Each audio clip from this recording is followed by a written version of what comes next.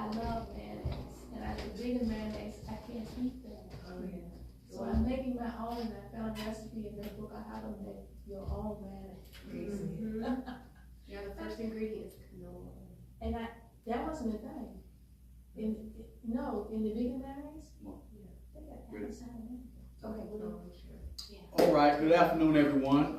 Sorry, starting a little late for the month of March for a medical missionary workshop. We had a few technical difficulties, couldn't find a few things, but we're here, and we pray that everyone is ready and willing and take a listen to what is being revealed in a potato and the power and health of a potato and the many uses of it, especially for healing and the healing properties in a potato, and also the world's most addictive drug that is legal. And we're going to talk about caffeine also, and all the different foods and different things that the caffeine is in. So without further ado, let us have a word of prayer. Father in heaven, we thank you, Lord, for this blessing us with life today. And let's none of us take it for granted. You woke us up this morning. You woke us up for a reason. So I pray, Lord, that you dwell with us as the instruction is given. Be with those that are given the instruction. Be with those that are here physically, and those that will be listening via the Facebook live stream and also YouTube live stream, and those that will listen to this information at a later time. Lord, we just want to do all things to your glory, and we just want all of those that we have influence to be around, that we want to share these wonderful healing properties and these things that we need to take out of our diets, stop consuming them, and also these things we can put to more use, like a simple potato and the things we may need to take out.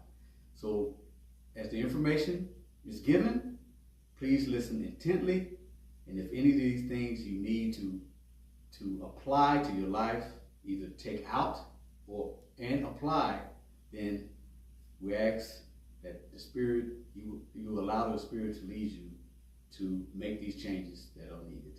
And we thank the Lord for his blessing today. In Jesus' name I pray. Amen. Amen. And as always, as we get started, our scripture reading coming from 3 John 2. Beloved, I wish above all things that thou mayest prosper and be in health, even as thy soul prospereth. And we also have a reading from the book, the wonderful book, Ministry Healing, page 127. The only hope of better things is in the education of the people in right principles. Let physicians teach the people that restorative power is not in drugs, but in nature.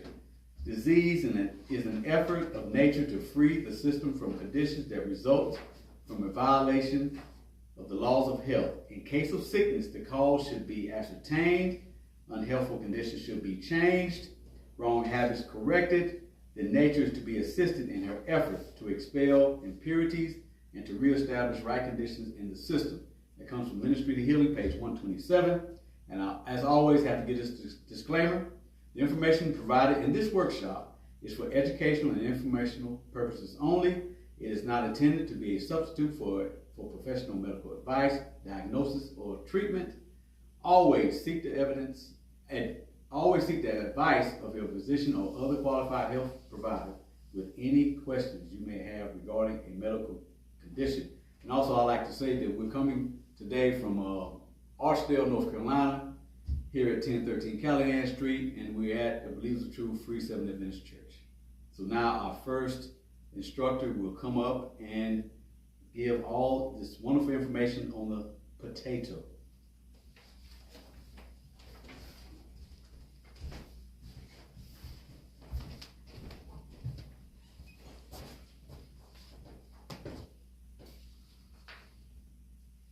Well, hello everyone. It's been a while. Those who are watching and those who are here in person. It's been a while since the Lord had appointed a time for me to come up here and share the blessings of what He has taught me. And as you heard, I will be doing a presentation on simply a potato. And I want to title this presentation this time, potatoes, used the right way, can keep the doctors away. Amen. And that's what we're trying to do. You know, they have their place.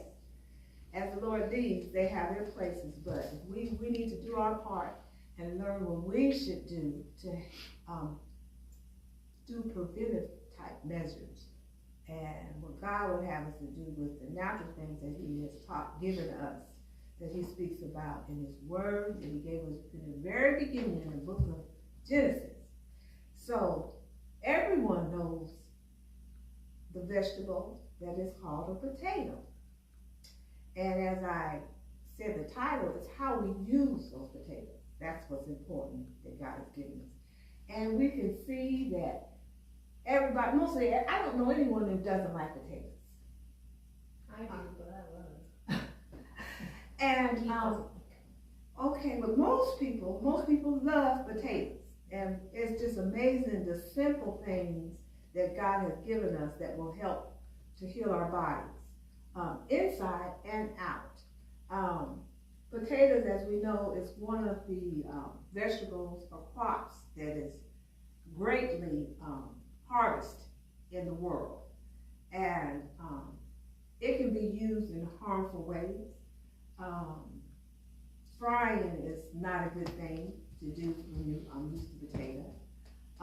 And everybody, most of the world loves what? Potato chips and what else? French fries. Those French fries, everybody loves them. You can bake them. Yeah, and if you do bake them, and we're going to talk about the baking, because we're going to talk about the best way to eat a potato. So yeah, French fries are everywhere, and in places that they're everywhere. You can get them quickly. That's a hint that they're everywhere in certain places. Okay, so let's start. Okay, potatoes, along with green vegetables, especially leafy green vegetables, are a complete dietary supplement that will help the body to thrive and be healthy alone, all by itself. So that would set that, I just said a potato and vegetables. So do we need anything else? Most of us do think of what? Meat, and the world thinks of meat and potatoes. But we have learned simply that a potato alone and green, especially leafy vegetables, can be a dietary supplement that alone by itself, that's all we need, the potato and the vegetable. So we are used to hearing meat and potatoes, but let's get used to potatoes and green leafy vegetables. And that will be a blessing to our body and to our health.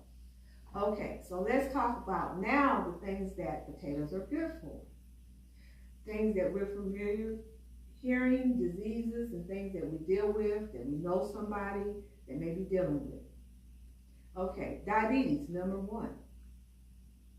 Simply a potato. I didn't think that a potato could help with diabetes, but it can, because a lot of people who are dealing with diabetes, not everybody, but majority, they're dealing with weight. So being overweight is one of the issues that causes this disease. A healthy, balanced potato diet can help a diabetic person to lose weight. Let the potato be the majority of your diet, of the potato diet, and add some vegetables with that. And you have to have temperance when we eat potatoes, because the carbohydrates, what happens if you eat too much of it, and what can it do? Your body stores it as sugar. The body will store it as sugar, and that's not good for diabetes. So we have to have temperance, but you just balance the diet, the potato diet, if you eat a lot of them, to help with your weight control with vegetables. potatoes are also filling. So if we learn ourselves about how to incorporate more potatoes and use potatoes in the proper way when you're dealing with diabetes and to help with being, overweight, if you apply that to your diet and eat more of them in a healthy way, they can be filling, so you won't have the need also to add more to your meal. So, because they're very filling and nutritious, and especially with greens. Also, eating potatoes can help with urinary tract infections. Consuming potatoes helps to alkalize the mucous membranes, causing bacteria, and it helps to keep the bacteria in that area. And when you urinate, it can pack the bacteria will pass through the urine. So again, it helps to alkalinize, if I'm saying that right, the mucous membranes when you're dealing with urinary tract infections, and helps that bacteria to pass through the eating potatoes. And then we have high blood pressure. It helps with high blood pressure also. We know that salt can contribute to raising the blood pressure, but potatoes are a low sodium food. And again, they're very filling. So if you incorporate that potato and those vegetables, that is a complete dietary supplement and meal, and it is a low sodium meal, a vegetable that can be a part of your diet that's filling. And the less sodium we have, the better. So add a potato, simply a potato. And then the next thing is gout. Gout is caused by too much uric acid in the blood. And so when you have too much uric acid, it affects the what?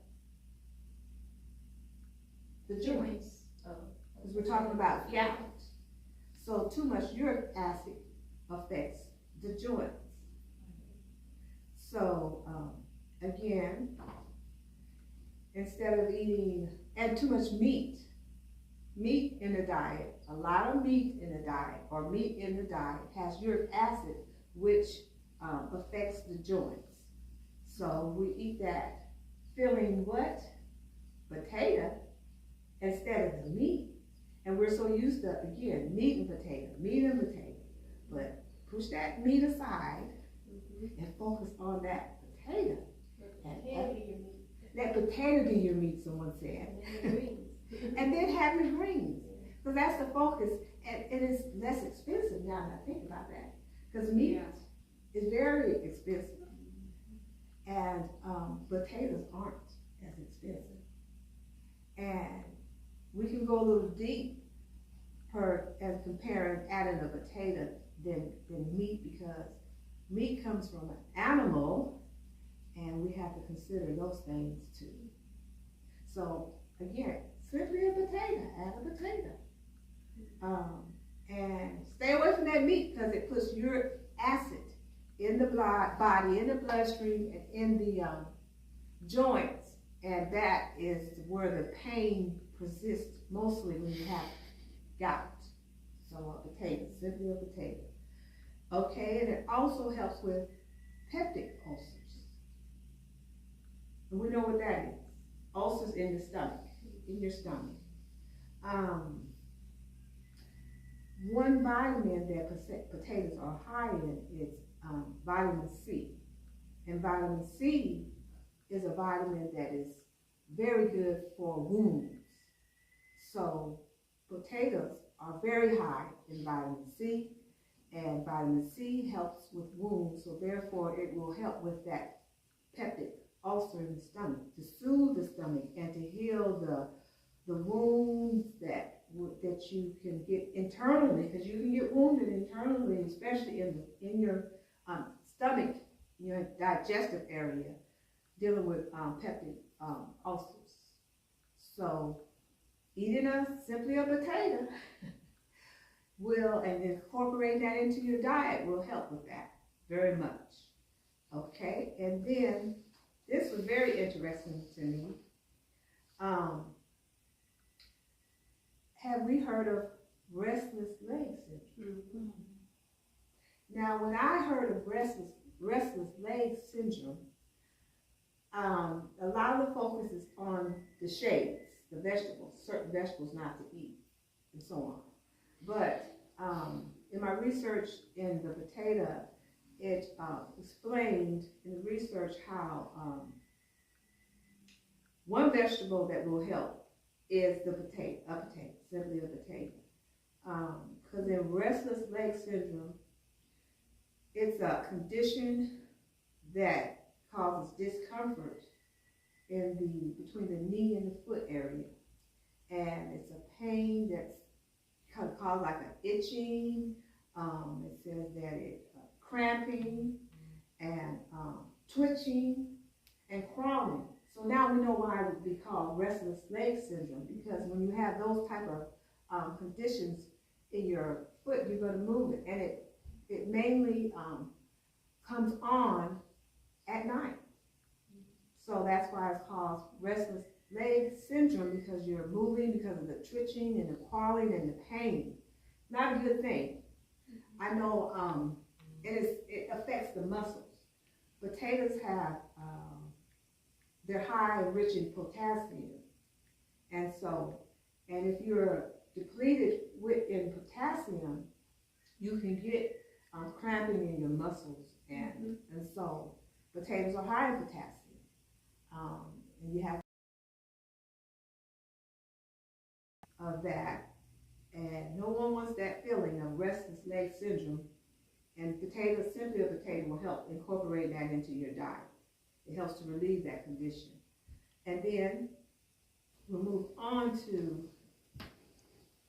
now we talk mostly about using a potato as far as consuming it, cooked. And I'm going to just ask this question about potatoes. How should we eat them?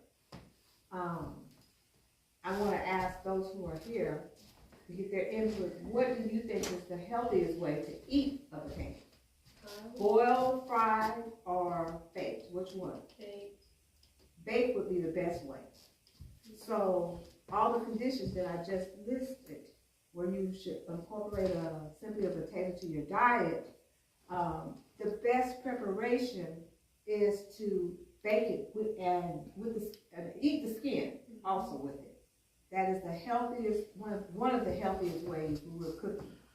The frying and boiling, we do that too, but it removes the properties, the healthy properties. So once we incorporate this potato into our diet, more we want to bake them and eat the skin. Wash them real good, and we want to get them organic. Organic is the best, but if you're in a situation where you can't get it organic, pray, have faith and trust in God, wash it even more, and bake it. So baking is the best way to eat a potato. So now we're going to talk about the raw potato and how you can use a raw potato. So you can eat it, and eat it raw. No, you can eat a potato cooked, as a baked, and then now how to use it raw. And I think some people have actually just ate it raw too. Some people do eat them raw. Do eat it raw. Yeah, It's some supposed to be really good for you that way. Oh Yes. yeah. I can't stand it that way, but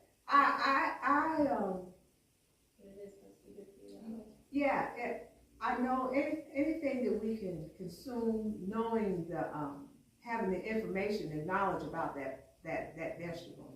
Raw is going to be close as we can get to getting as much of the nutrition and the healing properties from it. So some people can and do eat a raw potato. And that is one thing, when you learn these things, it's so important to have knowledge and to want, I pray everyone out there wants to know what is the best thing for their bodies and what is the naturalist thing you can put in our bodies for healing, because that is how God made us. He gave us these natural things for our healing. So when we have it in our minds and we truly, sincerely want to learn these things for the healing of our body, and not just for ourselves, but to share with others, then we're going to practice the best way. And one of the best ways is to get as close as you can to raw. Some things you can't eat raw, but potato is one. And I just encourage and I pray that people really want to learn these things, because we are coming upon a time when we're going to need these things, not just for ourselves. We're going to need this information, this wonderful information that's simple, not just for ourselves, but for others.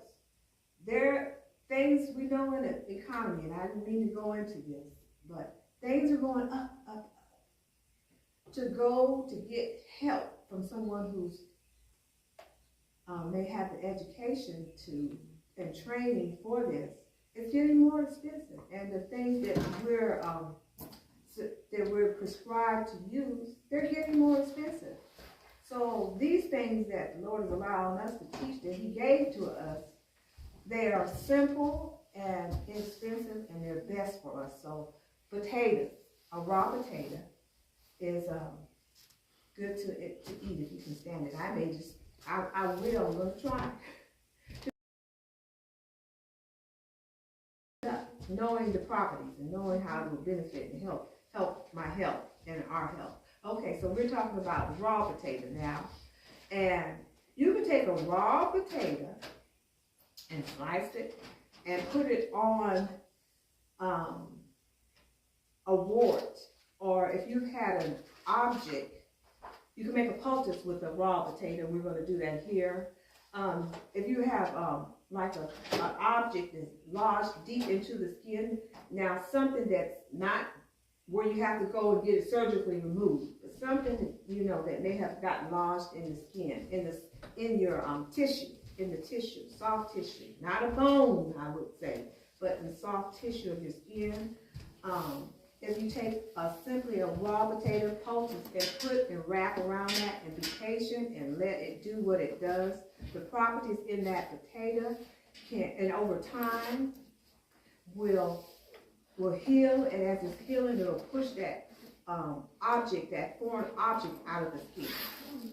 So using a raw potato poultice will help with that. If you have areas, like say, doing my research where you get like a soft tissue injury, and you say, which I did last week or so, I bumped my elbow in this area where soft tissue is. Didn't break a bone, but I bumped it. And I didn't bump it once, I bumped it twice, and it was very sore to touch. Taking a raw potato poultice and placing it over that area, and it had risen because it was swollen because I bumped it. I injured that tissue, that soft tissue. And taking a raw potato poultice takes the swelling down. And when you have an injury, it's like that injury is hot. That area where the skin has been damaged is hot. So a potato will cool that down, soothe it, calm it down, and the healing can begin. So a raw potato poultice will help with soft tissue injuries. If you sprain your wrist or your foot, or you bumped yourself really hard in a place that that's delicate, because we also have other poultices that you can, well, I wouldn't say, but when you compare a garlic poultice, onion poultice, ginger poultice, which are good for numerous things, they can be hot and burn the skin. So, and instead of using those things, and you don't want in a delicate area, soft tissue area, and you experience some irritation or burning, use simply a raw potato poultice, on that. So again, I thought it was interesting to understand that we've all probably done this in our children, get a splinter like embedded in your skin tissue, and it's a place where you can place a raw potato on it. Over time, it can help to push that heal and push it out. Okay, let's see here. A raw potato poultice can be used on the throat if you have a sore throat. And again, that's a delicate area. If you have, something where your eye has swollen, you can just put a potato poultice and just hold it over there, and that'll help to heal it and soothe it. It's good for like if you burnt your skin, if you've got burns. It can be used on boils, and you can get those in delicate areas, and they're very sensitive, so you can use a raw potato poultice. And we talked earlier about it being good to soothe the stomach when you have a peptic ulcer. When you're dealing with celiac, it soothes the stomach. So you can use potato juice, and we're going to demonstrate how to do that. Drink potato juice, raw potato juice, and that will help with indigestion. It helps with, it's an anti-inflammatory, which will help with inflammation.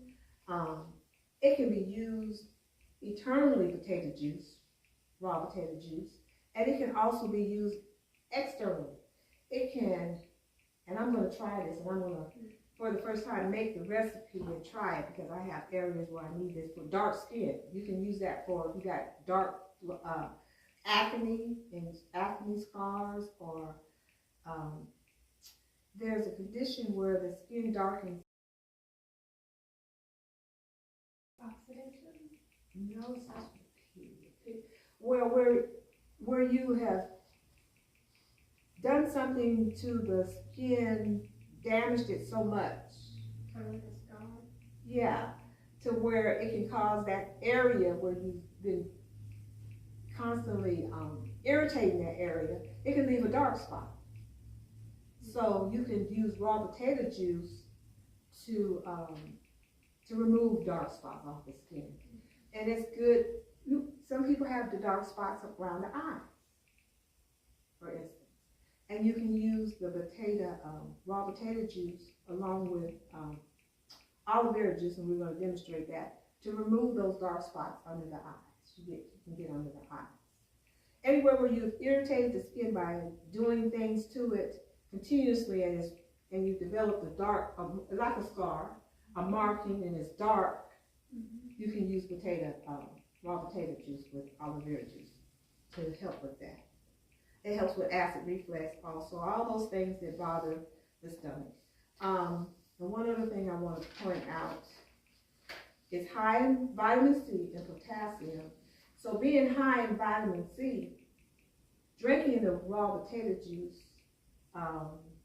can help fight off colds and flus, because vitamin C does that. So what is amazing also about the things that God has given us, the natural things, not just the potato, but as we continuously go over the vegetables and fruits and things that we can use to help to heal our body, you'll find there's a lot of things that are common, in the vegetable world that help with the same thing. So that should encourage us to use them more, to eat them more, to apply them to heal our bodies, and to help us to be healthy, not just only for healing, but as we're healthy, then we can be a blessing to others, and a blessing in doing things to help other people. Because when you're sick, you can't do that. So it's a blessing to really want to learn about the natural things that God has given us, and to keep us healthy so that we can help others, and be a blessing to others. So I think that's all I have. Right now, what I would like to do is to demonstrate the potato poultice. Move this out the way. for now. Okay, so we're making a potato poultice. We want to have an outer covering, because we're gonna place this on an area. So we gotta make like a poultice, and we gotta protect the area, because potatoes, they have a lot of water in them. So you definitely wanna, when you're making a poultice, you wanna have an outer piece of like plastic or something to keep the juices from the potato getting on your clothing or what have you. And then you want to have the cotton. I like to use cotton, and I don't like to use things that are colored, because I just have a thing about the dyes getting into the system. So I like to use the color white, as natural as possible. So you need a cotton piece of material, and you need your potato and a grater. So what you're going to do is take that cotton piece of material and put it in the center. This could be a little smaller. And you want the plastic, which was the ceramic wrap, to be on the outer, you want to have material on the outer part of the cloth. And could make my plastic a little bit bigger. I'll cut this down. I'm going to cut my poultice down a little bit so that we can have more of that plastic on the outside. So I'm going to cut that down. Then once I cut this, I'm going to grade the potato in the center of it. And then we're going to fold this cloth in a way to where it can hold the potato, and it can hold the grated potato, that's better, and fold it to where once you place it on the skin, that it'll be able to absorb through the skin and do the healing process. So you're going to grate the potato, and I use this grater that has the bigger side, and I'm not going to peel it. So I'm going to shred it.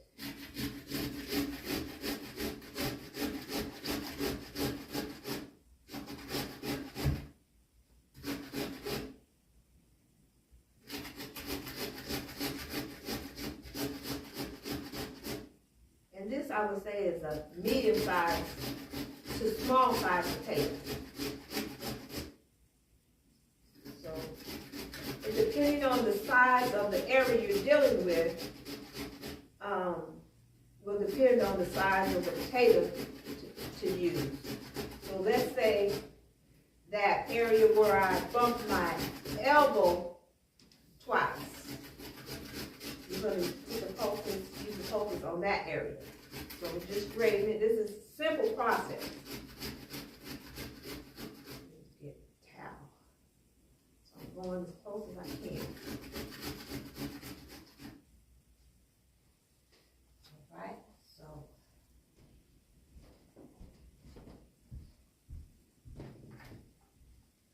we want to get that potato in the center. Oh, that needs a whole lot more. Let me take some of that out. Get a piece of napkin right back.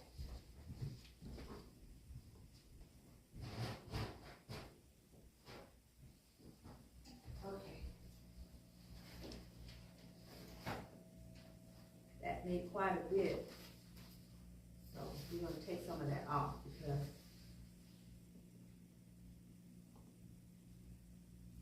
that's just too much.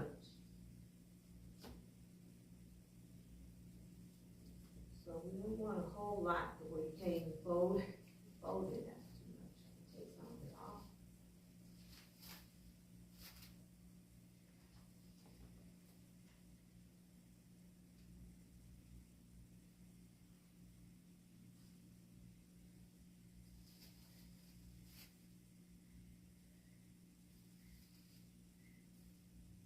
Okay, we just want enough to be able to put it in this place in the center, spread it out a little bit, and be able to fold it. So, and we can use the remainder of that to make our potato juice for the skin. All right. So I want to show you. This is the outer part with the plastic. That's enough. Can you see that?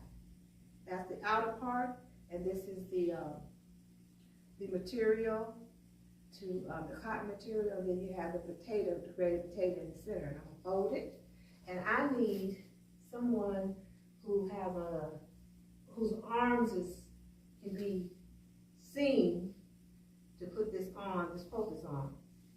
So I'm gonna ask my husband if he would come up. I don't have no other choice, do we? Fold it and make it completed. We've got the grated potato in there. Come up now. Nicely. Yes, sir. We got the grated potato in there nicely. And I folded it this way, both the long ends of it. And then I'm gonna fold it on the end. I folded the sides the long way. Then I'm gonna fold it on the end. And that's the end result. And you notice that the juices are already coming through, whereas the not double folded, whereas the thinnest, the material is the thinnest, is the part you're going to put on the area that you're going to heal. So, okay, so now we're going to Flip it over? Yeah. Is it against the skin? Yeah.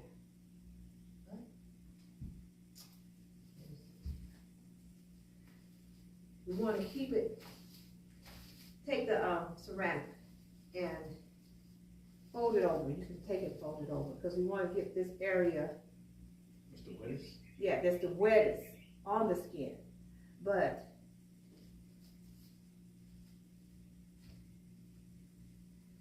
I'm going to open this because the plastic helps to protect. And I've done poultices before with the plastic, but I feel that, and I believe that it's best to get it right up against the skin and to use this as a barrier to keep it from dripping, because that way you're not getting whatever's in the plastic. Because we have to use the plastic to protect, but you're getting the actual more of the potato. So let me see your elbow.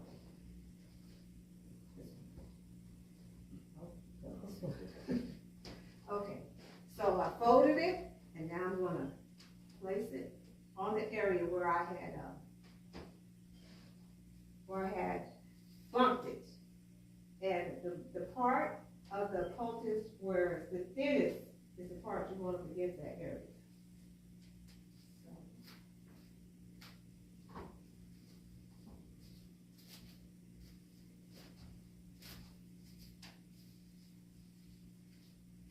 Nice and tight. Is it cooling to your skin to touch? Yes. That's what it's supposed to be, cooling to the touch. Because that area, remember, it's been bumped, so it's hot, burning. Then you want to take a bandage wrap and just wrap it so it can hold it.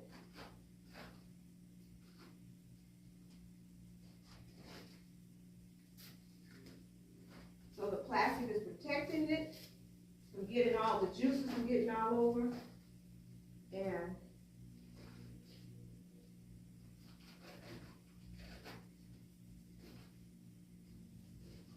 you want it to look nice, because you don't have to wear it on the bottom. That's not too tight. Okay, here's my scissors. Under the napkin.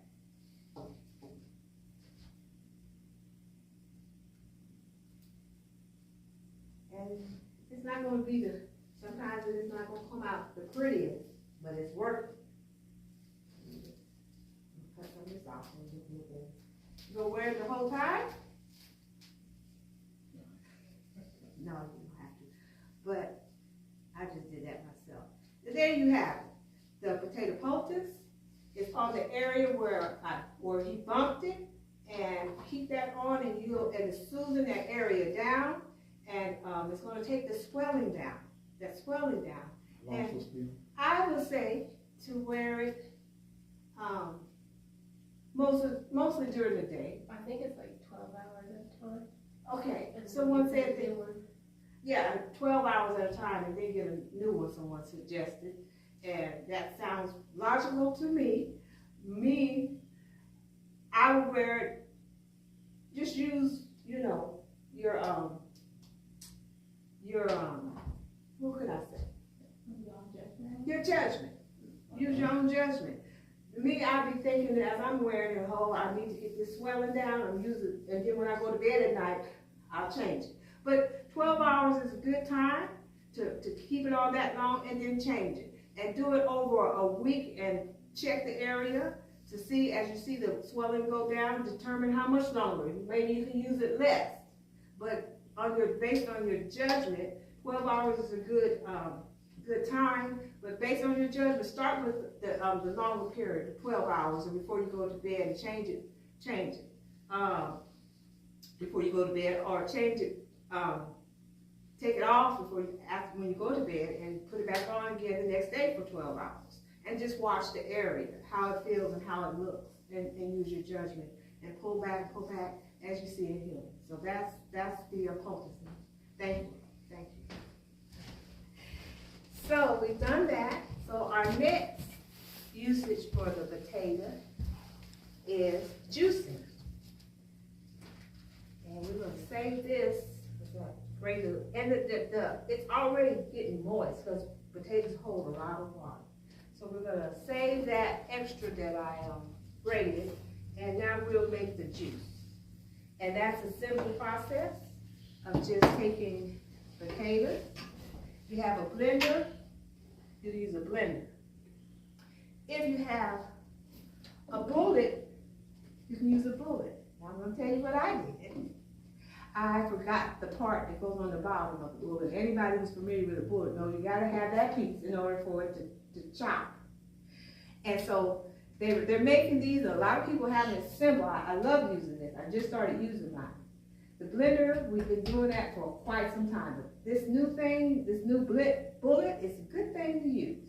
And if you had your bullet, and I had my piece, you would just take your potato, put it in there, and we know it'll do that. And blend it up real quick. I don't have that. So if you have a bullet, use that. We're going to use a blender today. So what you do is you take your potato. I've chopped it up, got it sitting in some water, and you're going to put your potato. Take I would say a large potato. You want to get a cup. Peeled potato. You want to get at least a cup of juice. No less than half a cup of juice, but a cut up peeled potato is what you use. Now, we peel the potato to use it this way. But when we're eating it, baked potato, do we peel it? No. We keep that skin on. So, okay, let's see. Put a little water in here. It's so simple to make a potato juice. Just put a little water in. Blend good, and simply cut it up, put a little water in there.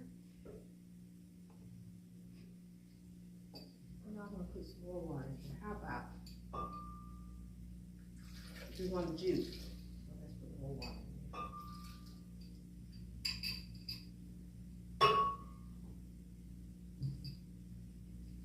Just blend it.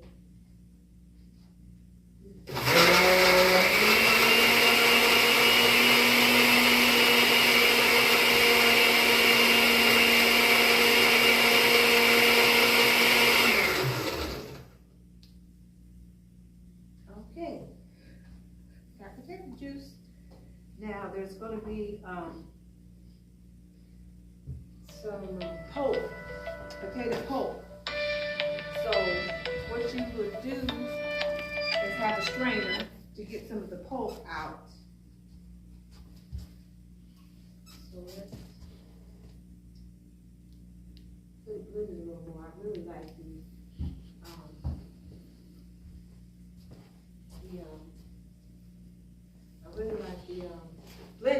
bullet. But there we go. And I'm doing this with the strainer to get some of that pulp out. We just want the juice. We just want the juice. And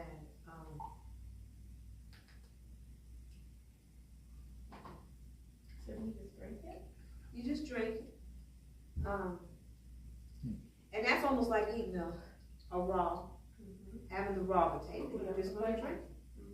Some, I've seen where people have added lemon to give it some flavor. But again, we're trying to get it as pure as we can get it.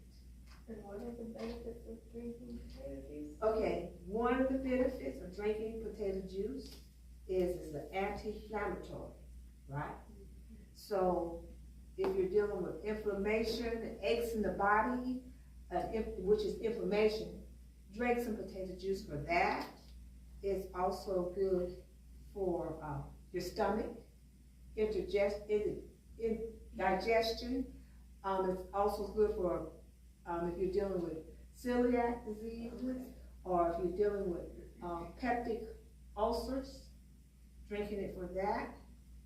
I even heard, or not heard, but in my research, that it can help to remove toxins and help with keep you looking young. Potato, simply a potato. Can you give me some? Yeah, me too. We had one person, and I'm included, when I did my research and found out that drinking potato juice can help to pull toxins also, and to help with the aging process, I'm like, okay, I need to make sure that I use that. So I'm gonna get some more. And you get the pulp, and that's okay. We're gonna set that here for now. Let me get some more, because we want to taste it. And do your research. We always encourage to do your own research. Don't go by what someone else tells you. Get books, and then you can search the media, internet. I'm not a big fan of that. We've gotten away from reading books and buying books. When the internet goes out, we won't have that information. So let's get books. The internet is okay. It's okay. But the best is having books on how to keep us healthy. Honey, can you hand me that encyclopedia, that natural encyclopedia? We have a book here that we always encourage. What is that?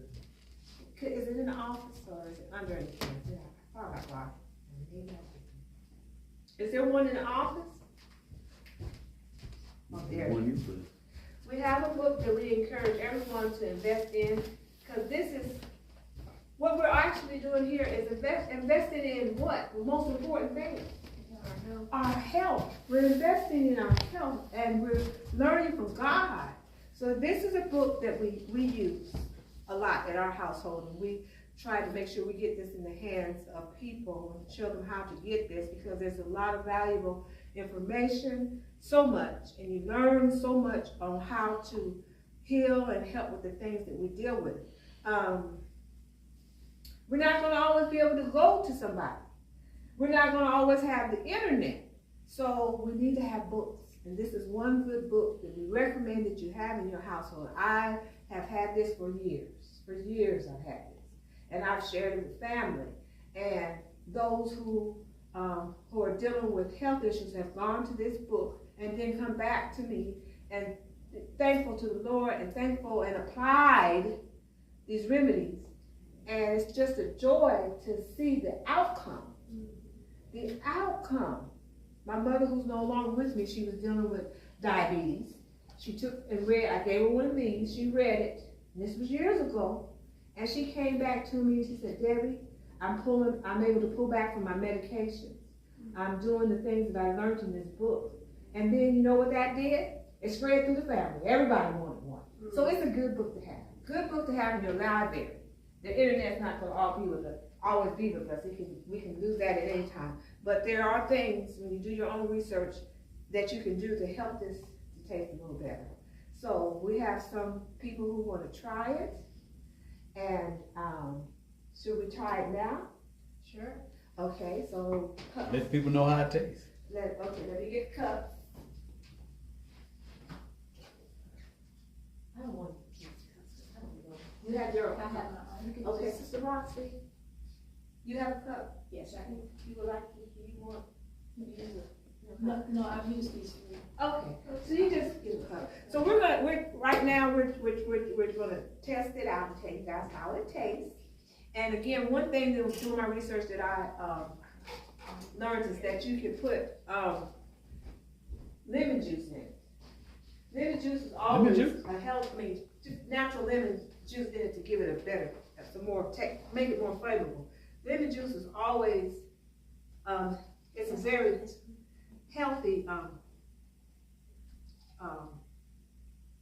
it's a very healthy added thing to add to natural remedies. And this is what it looks like. And again, you can make it from using a blender, or you can make it from using a bulletin. It's good for inflammation. It's good for stomach issues. It's good for digestion. And it has a taste to it. I have here a list of things it's good for. It's high in vitamin C, which is something that we need to when we're dealing with colds and flus. It helps to pull toxins. It helps with hypertension. It helps with heart health. It helps with acid reflux. A lot of people deal with acid reflux. And because of the anti-inflammatory properties that it has in it, it helps when you're achy and have pain. So that's the lemon juice. Okay? Potato juice. I said lemon juice. Lemon juice. Excuse me, potato juice. Potato juice, I'm sorry. So now, we're done with the potato juice. I'm gonna try this. It's good, it's not bitter or anything, it's really good. It has a very good, calm taste. It's not too bitter, and it's definitely not sweet, and it's drinkable. Mm-hmm. Very, very drinkable. Mm-hmm. And when you think about all the properties that it has in it for healing the body, that makes it even more palatable. What's the word? Palatable? Mm-hmm. Palatable. So there's our lemon juice. So healthy for us. Potato juice. Potato juice. I keep saying lemon, so please excuse me. I drink I use lemon juice continuously. Okay, we're gonna move on. Oh, that is good. Very, very good. It's good for ulcers, right? It's good for ulcers. It's good for acid reflux and inflammation. Very good. It is drinkable. It's palatable. Okay, so now we're gonna use the raw potato juice for the outer part of our body. So I want to pour this out and come right back.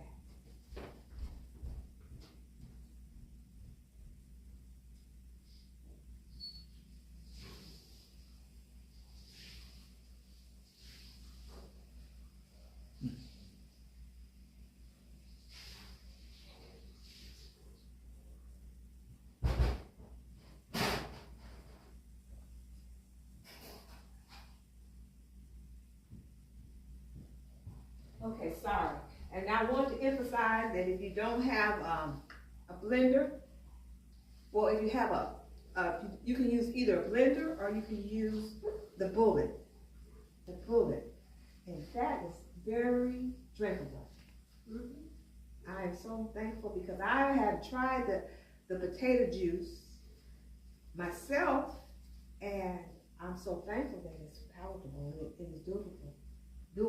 So now we're going to make use raw potato juice to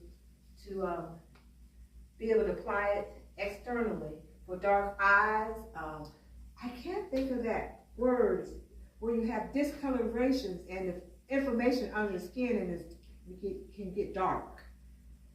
I can't think of that word, and I'm sorry. But it's used for that condition also. Because you can get, if you're constantly irritating an area on your body, or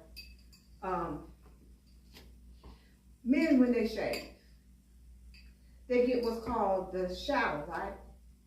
When you shave from the hair. So it affects the pigmentation. What it is, it's a condition that affects your pigmentation in your skin. Am I pronouncing that correctly? And you can cause it to scar or darken in those areas. So you can use the raw potato juice to help with that, along with aloe vera. So then we're going to put a little more water in. Just use your judgment. And add a little more water like we did. And just simply blend it up. I'm using a liquefying button.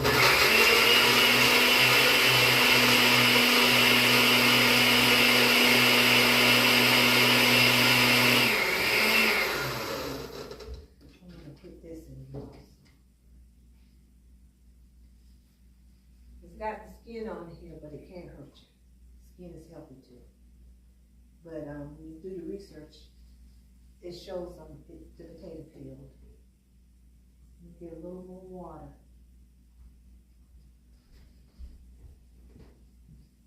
Almost.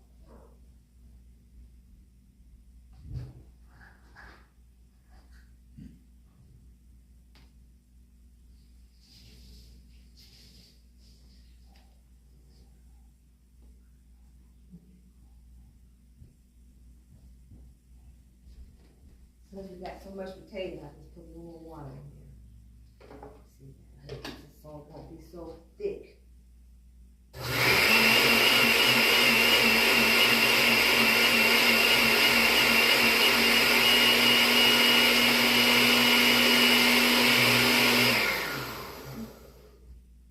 Don't want it too thick. Okay. Use this bowl and strain it. Again, get the juice. We just want the juice. That is thick. Let's see what we get. Take just a medium-sized potato. A small potato. I would say a small potato. Oh, we're getting lots of juice. Take a small potato, and you just want to do the same process you did to get the juice to drink, to make this. Then you got your tomato, your potato juice. I'm saying lemon, I'm saying tomato. And you also want to add, and this is for the skin and dark spots, the outer exterior use for your skin. You want to add aloe vera gel. And you can buy it, aloe vera gel, but then you have to really look at the ingredients because they add to it.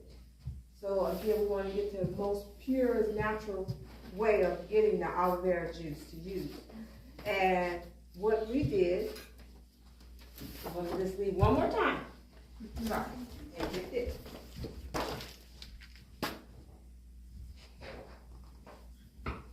Instead of going and buying aloe vera juice, you don't know what they're putting in it. You can buy these, get these in grocery stores or health food store, and we all know that this is a aloe vera plant leaf. So that's what we're using today, and that's the purest. We know nothing's been added to this. So we have an aloe vera leaf that you can purchase. You go to health stores, and we'll be surprised what's in there because we never knew had the information, or never looked for it because we didn't know and we never used it. So you can find these. They're easy to find, and so we use that, and we've got our aloe vera juice, gel, not juice, but gel. And what we did was, it's slimy. I'm using, I would say use a small potato, and this is for the exterior, and 2 tablespoons of aloe vera gel, and juice the potato, and put in your aloe vera gel, and you get a nice consistency, healing liquid, or this helps it to stay in place, the aloe vera gel.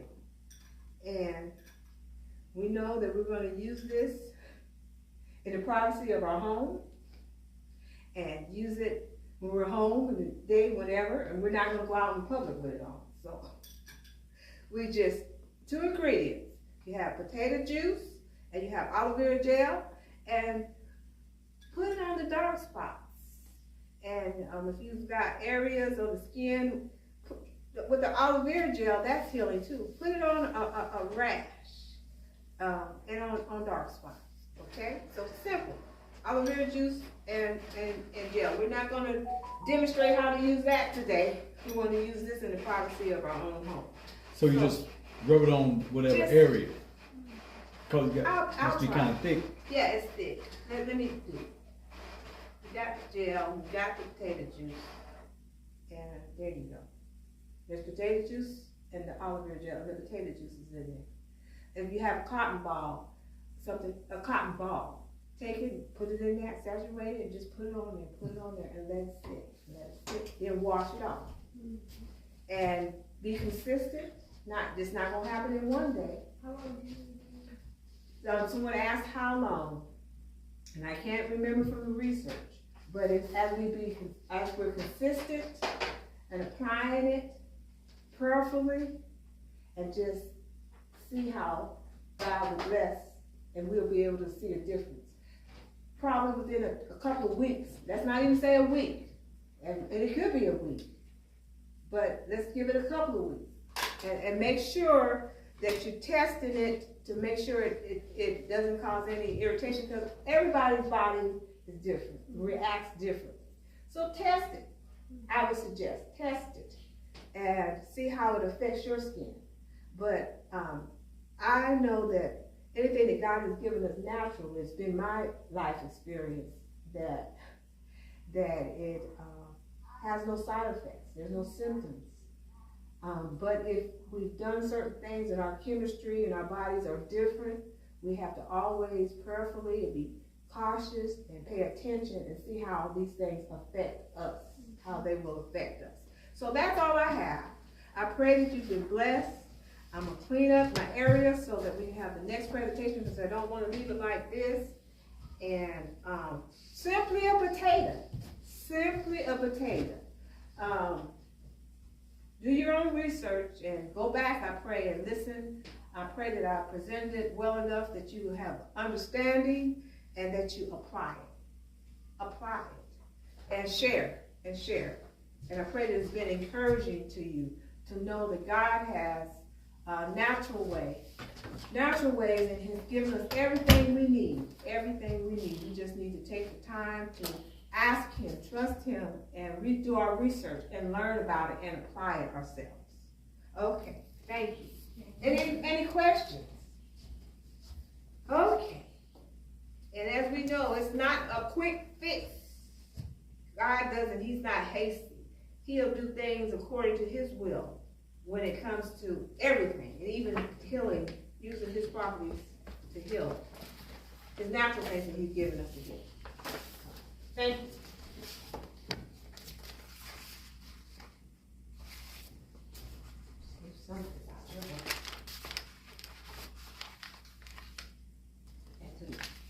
Okay, just good.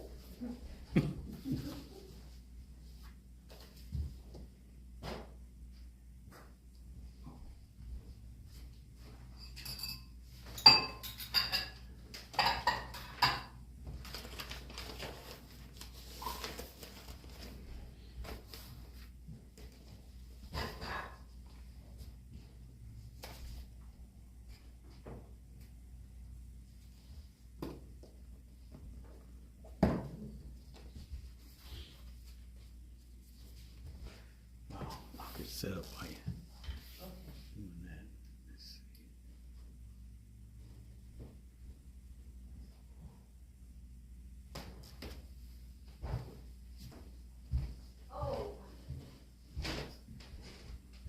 I just want to say with the potato juice, I failed to get the information on how long you can keep it refrigerated. Put it in a glass dish. We always suggested to use glass to hold things so that none of the toxins from plastics and so on can be pulled from the plastic. Use glass and put a lid over it and research. You have homework. Go out there and learn how long you can keep it refrigerated, how long it lasts, because that's important too. Somebody can do that now before we get done.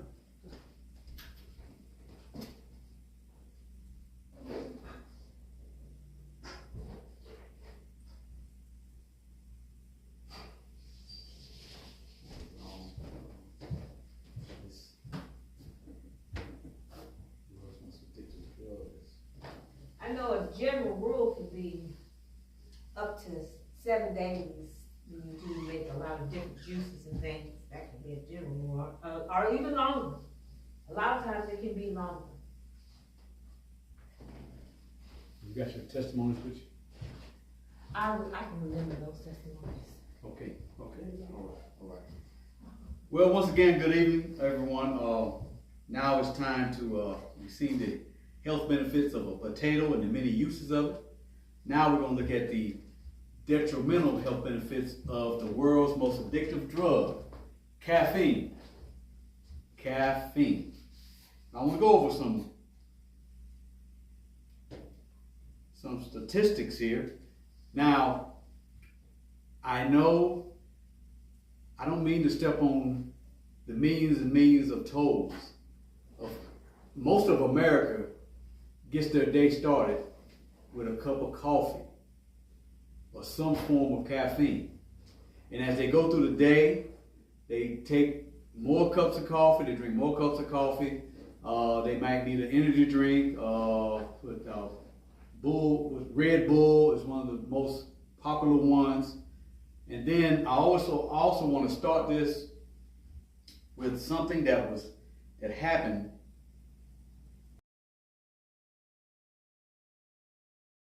Caffeine content in a drink, which caused, as of I've seen, it's been in the news, caused 2 deaths for the caffeine content. So I want to start off with this because as we go through this study right here of caffeine and how detrimental it is to your body. I want us to keep this in mind. Now, I had this up here. I think, I don't see it right now. I think what I'm going to do is, I wanted to read the actual article, but what had happened, I think a young lady and a young man, they both had heart conditions. So I want to make that specific. They both had heart conditions. Now, they went into, I think it was Panera Bread, and they had a iced lemonade, I think what it was, that they had on the menu, and apparently there was a large amount of caffeine in these drinks. One gentleman passed, it's not been that long ago neither. He passed, he had a heart condition, and he did not know. Yeah, here it is right here. He did not know that he didn't know. They claimed he knew. So he made a decision to get it's called, here it is right here. It's called Panera Bread's Charged Lemonade is steeped in controversy after lawsuits linking the beverage to 2 deaths. The most recent lawsuit alleged that a Florida man died from cardiac arrest after drinking 3 charged lemonades. The drink is highly caffeinated. A large 30-ounce charged lemonade with ice contains 237 milligrams of caffeine, although Panera previously listed the same drink as having 390 milligrams of caffeine. So he drank 3 of them, and he already had a heart condition. So I want to qualify that. That's one question mark. That should bring one question in your mind if you drink a lot of coffee. Well, he had a heart condition, and he consumed this caffeine, and he had a heart attack, and he died. So what does that tell you of what caffeine does to your heart rate? It goes without saying. 2 deaths from drinking Panera Bread's charged lemonade. Okay, so it wasn't coffee, it was lemonade. Yeah, charged lemonade. What is charged? It's infused with that caffeine. Yeah, that's why it's so strong. It's charged with caffeine. So there have been 2 deaths. And the one most recent was a gentleman in Florida. So I want to start the study off with that because I want us to listen very intently because I have no pot of coffee to tell anyone to stop drinking. I don't drink coffee. I think I haven't drunk coffee since 1980. I've never been a coffee drinker, but I have consumed caffeine in other forms. In other forms I have. In Coca-Colas, drinks, teas, chocolate. It's a big one. So in candies, different candies. So if you're not a coffee drinker, a lot of people still consuming caffeine in other forms. But I just want to go over this study. It's something that my wife will give a couple of testimonies that actually have happened within my own family from caffeine. Not coffee consumption, but other forms of caffeine. So that happened right in my family. I've witnessed it. My wife has witnessed it. So she's going to get that testimony at the end. So now I want to define what a drug is.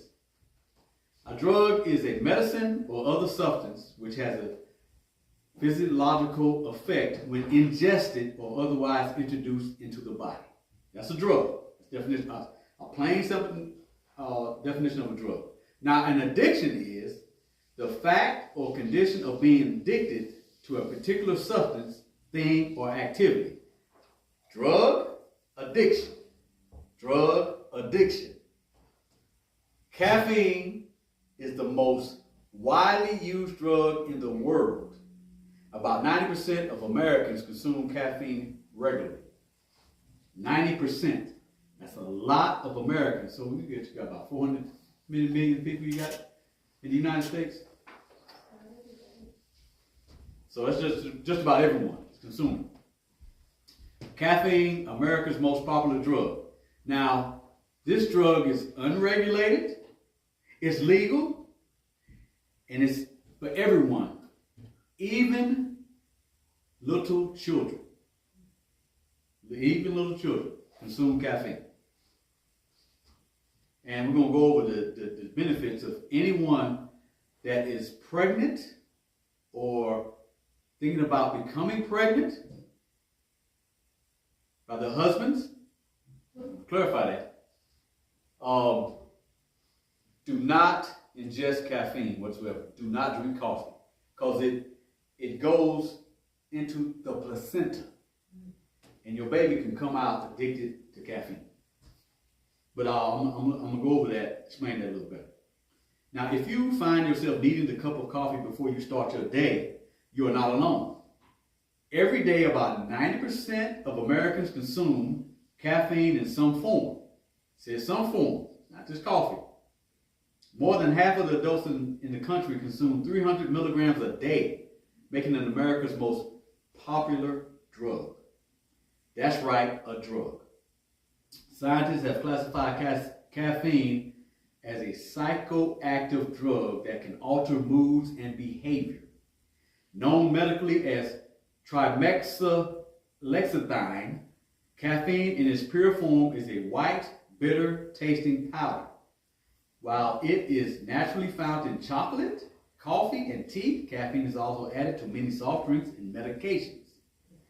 How caffeine affects your body. Caffeine is a mild stimulant. I use the word mild loosely. It depends on how much caffeine you're putting in your system.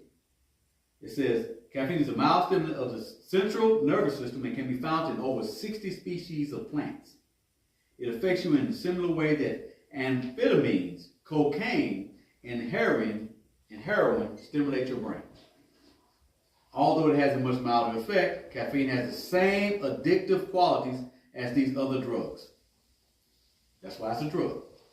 Caffeine temporarily blocks adenosine, a chemical in your body that promotes sleepiness and muscle fatigue, resulting in an energy boost or heightened alertness. The drug can also increase your heartbeat and metabolism, as well as cause you to produce more stomach acid and urine. Now, that's why people, as soon as they wake up in the morning and through the day, they get that artificial boost of energy. It's artificial. It doesn't last long, and you're going to crash from it. And before you crash, you feel yourself crashing. You feel yourself getting a little tired. You grab another cup of coffee, you grab another Coca-Cola, or whatever means you're using, or you drive and you go get you another bar of chocolate. Whatever means you use for your caffeine boost, you can get it. Go ahead. Okay, so caffeine is found in many different things. You start to feel caffeine's effects about 30 minutes after you consume it. It doesn't take long. It is not broken down by stomach acid and is readily absorbed by blood vessels in the lining of the stomach and intestines. Caffeine distributes to all body tissues, including those in the reproductive system. In pregnant women, like any other ingested drug, it crosses the placental barrier to the unborn child. In nursing mothers, it is secreted through breast milk. So any mothers out there, any pregnant women out there, stop drinking coffee or consuming caffeine, period. These are not my studies. You go search these things out for yourself. Stop it. Now, this is talking about the amount of caffeine that you consume. They typically allow a person up to 400 milligrams of caffeine a day. And that is determined off your body weight, your body size, and other health conditions can also determine how caffeine affects you. Go ahead. Why is there a need for it at all? There is no need for it, right? For caffeine? Caffeine. No, there's no need for caffeine. So they're saying, someone is saying that you can consume a certain amount and it's not even needed. Right, you just have to be temperate. No, it's Right. not, but there's no need. So after we go through this, everybody, those that having problems, and we're going to talk about the withdrawal symptoms of caffeine. Because no matter how little or how much you consume, if you just consume half of what they say is okay to consume, say 200 milligrams a day, you're still going to need more and more and more. Because it's addictive. Because it's addictive. So it's like chasing, as the world says, a high. So if I drink 2 cups a day for 2-3 months, so however long, I'm going to start needing 3 cups. I'm going to start needing 4 cups. Mm-hmm. Next thing you know, you're going to be up to 6, 7, 8 cups a day. That's just of coffee, not including what you're eating that has caffeine in it. Now, medicinal use. Many prescription and over-the-counter drugs contain synthetically prepared caffeine because it increases the effectiveness of painkillers and helps the drug take effect faster. This type of caffeine is an ingredient in stimulants, pain relievers, diuretics, cold medicines, and weight control products. It is used in headache and migraine medications because it constricts the dilated blood vessels in your head that cause the pain, bringing quick relief. Now, what does constriction mean? Something smaller. Okay. What is it? Cutting off the It's cutting off. blood. So I want to make this very clear. The more caffeine you consume, it constricts the blood flow, right? So, does anyone want to constrict their blood flow, especially to the brain? No. Nobody should want to do that. It constricts. So what happens is you have, because I deal with migraines. I always wonder, honey, okay, leave it alone. Okay? Now, I've dealt with migraines, so I always wondered how can caffeine be a trigger and at the same time relieve it? It never made sense to me, but now it makes more sense because as I'm consuming caffeine and I'm halfway healthy, even though it's restricting my blood flow from halfway healthy, I'm okay. I'm okay. So now it's this continual restriction of the blood flow. I start getting migraines Then I go to the store over counter and I say, well, I need something for this migraine. It has caffeine in it to further restrict the blood flow, because once you open the blood vessels and you already have a migraine, it's going to push more blood if you don't restrict it, because your blood vessels will open up without it, and it's going to give you more of a headache. That's why you want to restrict it. See, you see how things are being done upside down. So if you never consume the caffeine, then you wouldn't have that particular problem. But because you've consumed it, you start getting migraines, you get headaches, and also the same thing happens when you have withdrawal, when you withdraw from it. So it's just a circle. It's like you're chasing something. You know, I got a migraine. Let me take this pill with the caffeine in it. Oh, I'm drinking coffee. I'm eating chocolate. I'm drinking all these things with caffeine. Oh, I got another migraine. So let me go take this pill with migraine. You're going to eventually shut off the blood flow. That's eventually what's going to happen over time. The next thing you know, you have a stroke. So you have those things called TIAs and everything else. Now, I don't want nobody to be upset at me or anything. I'm not here to upset anyone. I'm here to just give a little education about some of the things we consume so readily without second thought, and the detriment to our own bodies. Coffee, caffeine. Now, consume caffeine in moderation, which we should, after we get done with this, you should want to be ready to cut off caffeine. You should be ready. But everywhere it talks about caffeine in moderation is okay. Caffeine in moderation helps you think more clearer. Now, some people that came up in my study. Now, does it make sense? I want us to think about this. Think rationally. If it helps give me more clarity of thought, how can that be if it's constricting my blood flow to my brain? How can that be? But I mean, they say that's one of the benefits of it. I mean, if we just think rationally, how does that make sense? A lot of people think that way because they're drinking so much coffee. It's like, oh, I'm alert now. I can think better. I can write better. I can retain better. No, you can't. Go ahead. It has a psychological effect, and you mentioned the word earlier, just like a regular drug. When people when people are on drugs and things, they think that they can do this better. I can do that better. Anything that psychologically affects us in that, I don't know what the term is. It's a deceitfulness that makes us think temporarily that if I have this, I can do this better. If I have that drug, I can do things better. And that's the same thing. Street drugs and prescription drugs can do, and caffeine, we learned it does have that effect. When you think, oh, I can do this better, or I feel this, because you think you feel these things coming from it. Mm-hmm. Now we have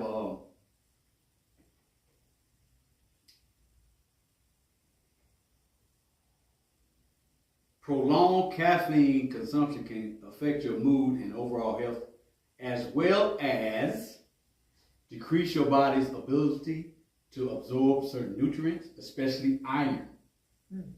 Cause sleep problems. One strong cup of coffee within an hour before you go to bed may cause you to take longer to fall asleep and can shorten the length of your sleep. Light sleepers may find they move around more and do not feel rested when they wake up. That's 2. 3. Cause your stomach to retain its digested contents longer and worsen already existing stomach problems such as ulcers. So once you consume this caffeine, this coffee, in whatever form you're consuming it in, and you get an ulcer, drink you some potato juice. But to heal it, not to heal it. not to mask the No, effect of it. you're gonna stop it. You got the ulcer already, so you need to heal the ulcer. So drink some potato juice. It also can trigger an irregular heartbeat, and they say small moderations of caffeine is heart healthy.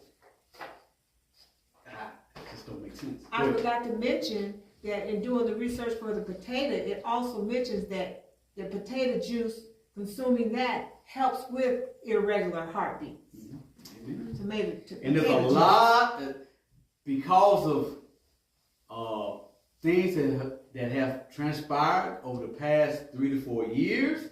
There's been a lot of increase of irregular heartbeats, and I won't say. Cause panic attacks. After a heavy dose of caffeine and after many hours of it being in your system, you could experience shaking hands, increased perspiration, and anxiety. Now, you go to the doctor with all these problems, they're going to put you on more medication. They're going to put you on medication. So you won't be so stressed out. So you won't have so much anxiety, which those medications are going to cause more problems. It causes dehydration due to its diuretic properties. It's going to make you urinate. Oh yeah, it does. Intensify the effects of premenstrual syndrome, PMS. Promote fatigue. Your body needs rest, and by forcing your body to remain alert, it could lead to both physical and emotional fatigue. So how can you say there's a benefit, but you have all these issues? That's insanity. That's what's called insanity. It must be put out there by the ones that Yeah. want you to. And we're going to look at the money that is produced just in the United States. It is. Whew. You can build up a tolerance to caffeine, causing you to need more in order to feel its effects. If you feel like you cannot function without caffeine, then you may be addicted. Its withdrawal symptoms are not life-threatening, but can be uncomfortable, prompting you to reach for another cup of coffee. Well, those two people, just those two people, do you think their families want to hear this? They cost them their lives. They had a heart condition. I want to qualify that. But you think they realized that all that caffeine was in that? And that one gentleman drank 3 of them. He drank 3 of them. These were young people too. So what triggered the heart condition they already had? What triggered it? The caffeine. Okay. Now, caffeine withdrawal symptoms include, we're going to go more into the withdrawal, but it causes headaches, slight fatigue, muscle pain, mild runny nose, sweating, tension, and anxiety. Check with your doctor if you experience any of these caffeine-related problems. And as I researched caffeine, a lot of sites had the poison control 188 number or 1-800 number on them. Oh, I think I'm overdosed with caffeine. Let me call 1-800-ADDICTION. They'll tell me what to do. Or you rush straight to the emergency room. Now, that's some of the things we're going to do. Oh, yeah, got it. Essential coffee drinkers statistics. Now, I don't want anyone to think I'm just picking on the coffee drinkers. I'm talking to anyone that consumes caffeine in any way. Because it's a stimulant. We don't need it. There's usually way more caffeine in the sodas than Right. in the energy drinks than there is in coffee. Right, but there's a new coffee in town, and we're going to go over that too. Okay, number 1, coffee is the second.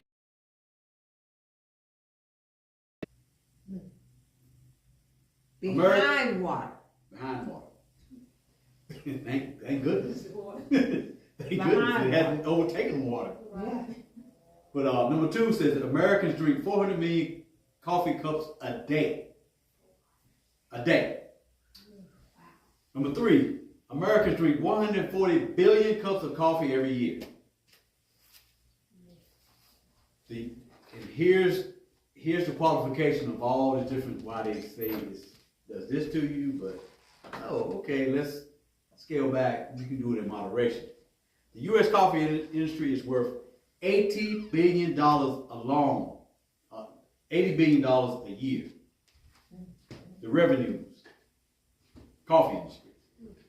Along with powering you through your day, coffee helps power the U.S. economy, revenues reaching over $80 billion. The U.S. has the largest coffee market worldwide by far. You know what's very interesting with that? We're number 25 on the scale, but per capita, we consume more than anyone else. We're number 25. So if we're number 25, the whole world has a problem with caffeine. The whole world has it. And we wonder why these people run around doing all these different things to people. They can't control themselves. They just... We're 25, who's number 1? Oh, I put it up. I had it. I didn't put it in the thing, but Wow. yes. We're 25. Now it says nearly 80% of Americans drink at least 1 cup of coffee at home.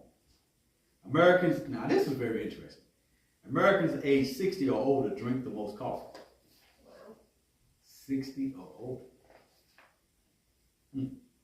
It says millennials drink the most coffee at coffee shops. Millennials drink more coffee at coffee shops than any other generation. Although gourmet coffee is generally on the decline, millennials are doing their best to keep it afloat.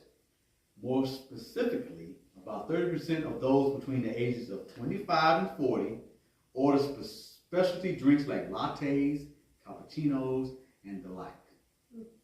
So here's the new coffee. This is the new coffee we're talking about, the cappuccinos and different things.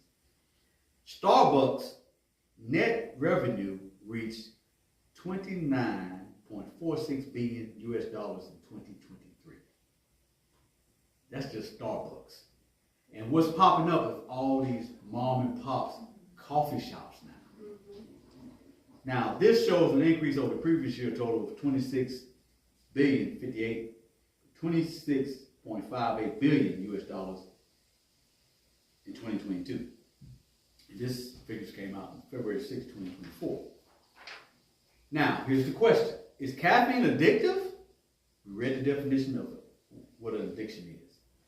The most widely used psychoactive substance in the world affects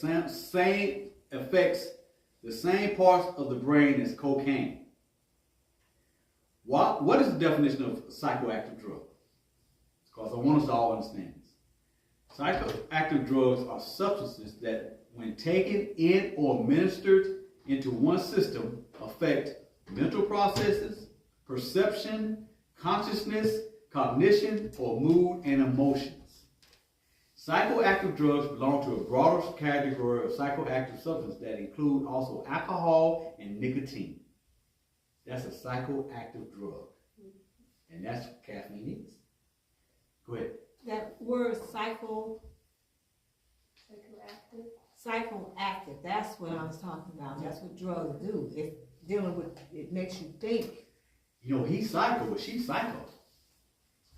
They could be just consuming too much coffee or too much caffeine. It affects your psyche. You might be thinking it makes you feel good, it can make you stronger, it make you do this, not better, and all that too. Mm-hmm.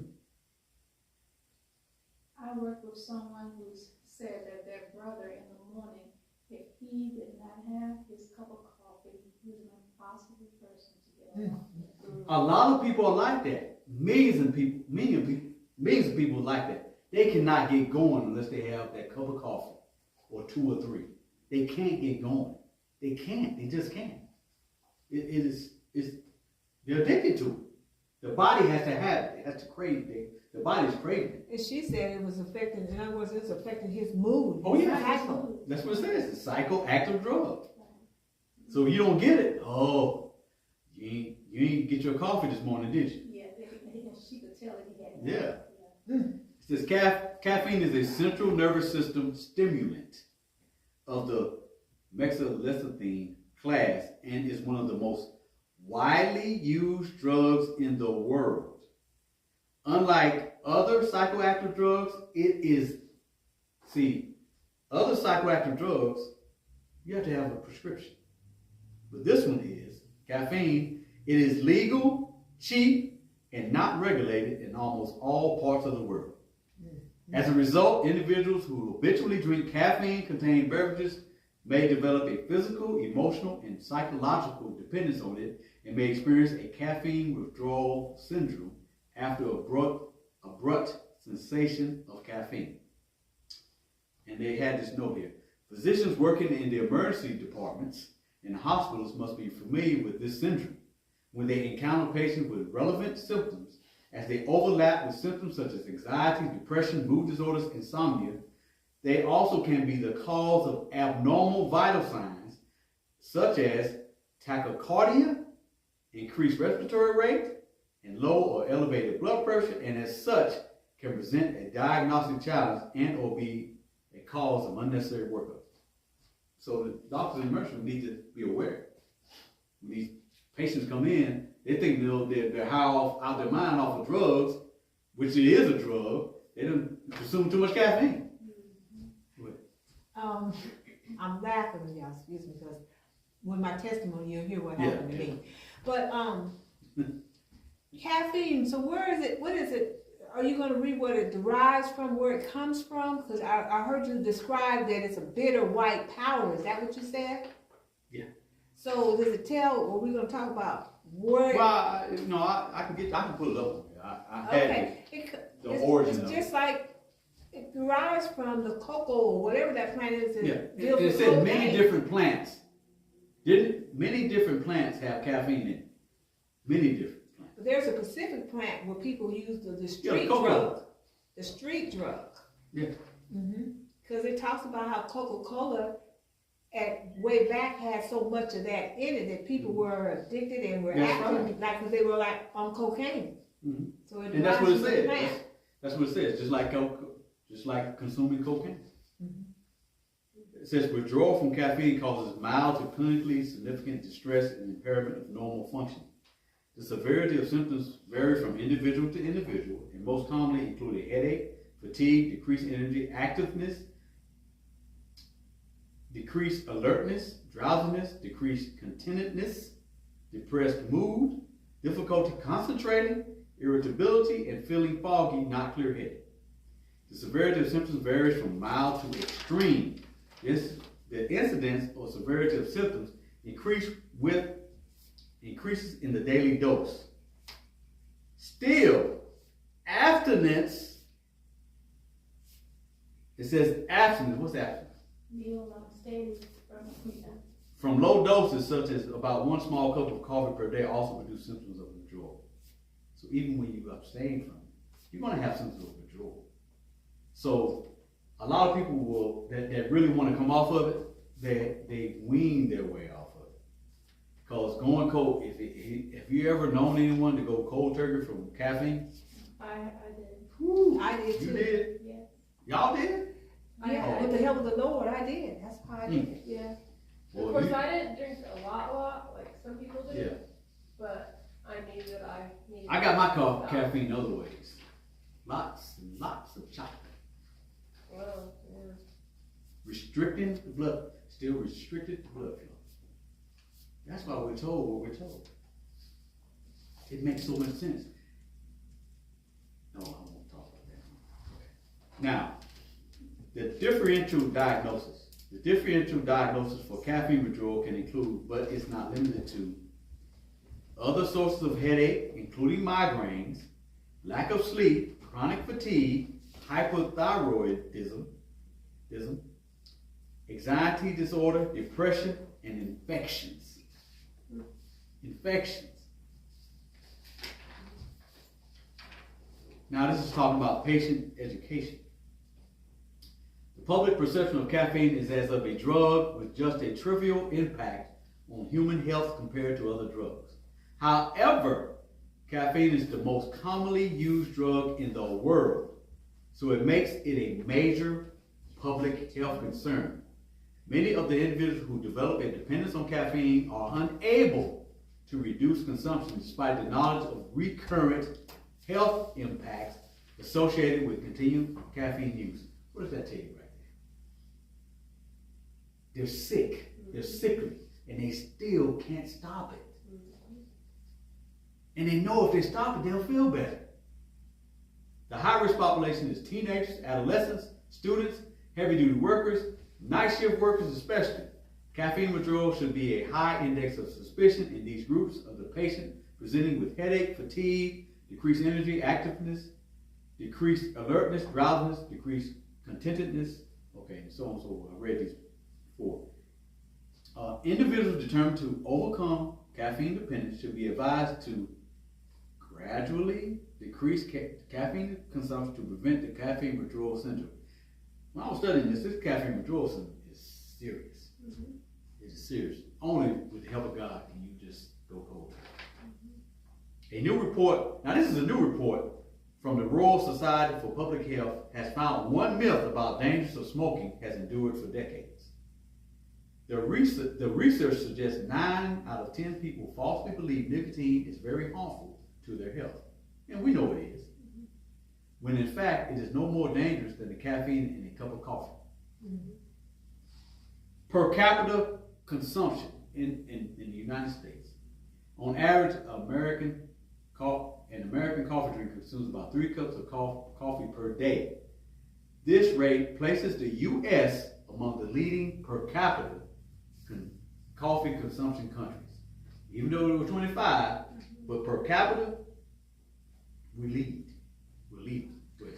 Also, caffeine and nicotine, a lot of people do both.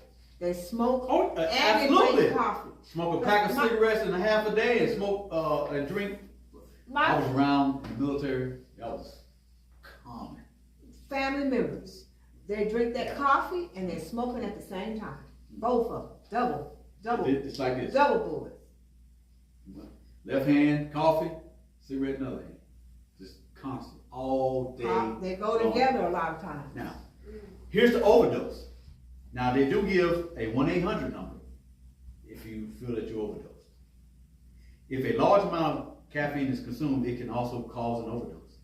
Call an ambulance straight away by dialing 000 if you experience any of the following effects: tremors, nausea, and vomiting, abdominal pain, diarrhea, rapid breathing, nervousness, anxiety, irritability, agitation, very fast and irregular heart rate, confusion and panic attack, seizures. It is unlikely that a toxic amount of caffeine can be consumed from caffeinated beverages alone, but we know it can be. However, large doses of caffeine are dangerous, and there have been deaths from people consuming caffeine in tablet or powder form. And those tablets and powder form were big back in the day. When I was in the military, they were big. The NoDoz and the other stuff, that's even more detrimental because it's powdered. It says people who use caffeinated products such as weight loss products or powdered caffeine for performance and image enhancing aids should ensure that they are aware of the recommended reasonable amount of caffeine to consume per serving, which you need to stop. Stop it. Just stop. Just stop. Need some help? You know, you can come to the McCoy retreat. We've got a little room for you. Believers of truth. You come to Believers of Truth, and we have a little room set up for you, and you can go through those 3 or 5 to 7 days of withdrawal, and you'll be okay, and everything come out your body, and we'll take care of it. Everybody has the information. They have the numbers. Now, long-term effects.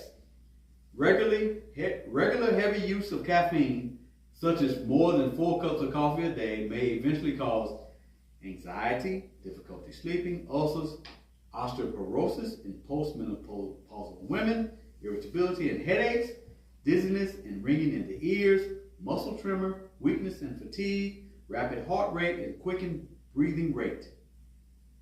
Poor appetite, nausea, vomiting, and diarrhea, increased thirst, frequent urination or increased urine volume, irregular heart rate or rhythm, low blood pressure with faintness or falls, seizures, confusion, or delirium. Do you know how many people walking around with these long-term effects because they've been drinking coffee most of their lives? And they're not even realizing what they're doing?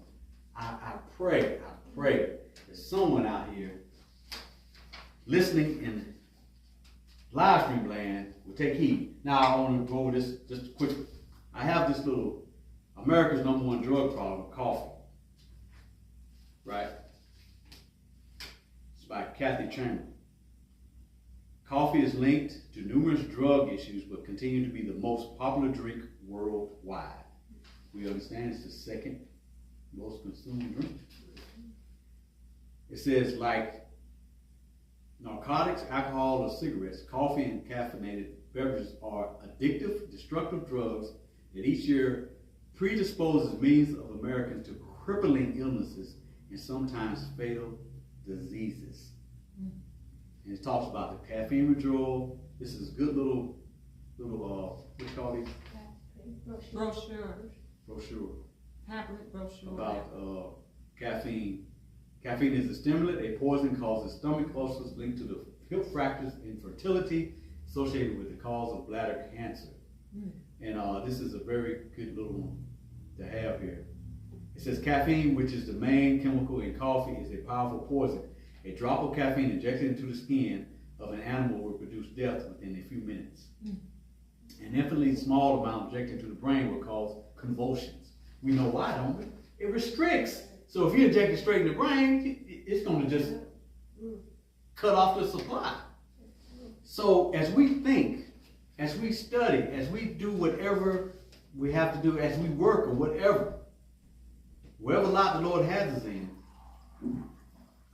we don't need to be consuming any form of caffeine anyway. Chocolate. I was a chocoholic. Chocolate. We don't need to be consuming anything with caffeine in it. We shouldn't be consuming it. And no non-decaf. Because it still has caffeine in it. No non-decaf. We don't need it. Now, this one comes from too much mocha. Might be bad for your brain. If you're drinking more than 6 cups of coffee a day, you may be putting yourself in danger of developing brain issues later in life. Dementia. In a recent study involving over 17,000 participants, researchers linked excessive coffee consumption to a higher risk of dementia and stroke. These coffee drinkers were consistently found to have a reduced brain volume, which has been associated with mental decline and a 53% increased risk of dementia. But not to worry. It talks about you can just have a smaller amount. However, if your coffee habit has you reaching for more than 6 cups of Java daily, it might be time to think twice about your choice of beverage.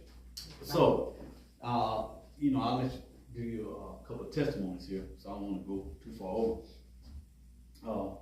Now, my prayer is that the Lord gave me this to share with people, because I know a lot of people that drink coffee. And if they don't drink coffee, they consume caffeine. Teas, colas, these power drinks, these charged up drinks, monster drinks. You can imagine drinking a monster drink and a can of alcohol all together, or even liquor.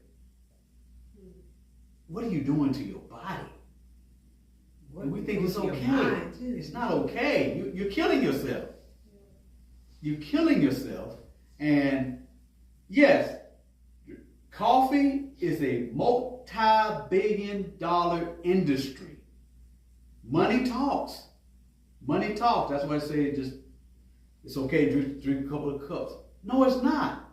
Any cup you drink, any caffeine, I'm not talking about just the coffee. I'm talking about we got to check the ingredients in the foods that we eat.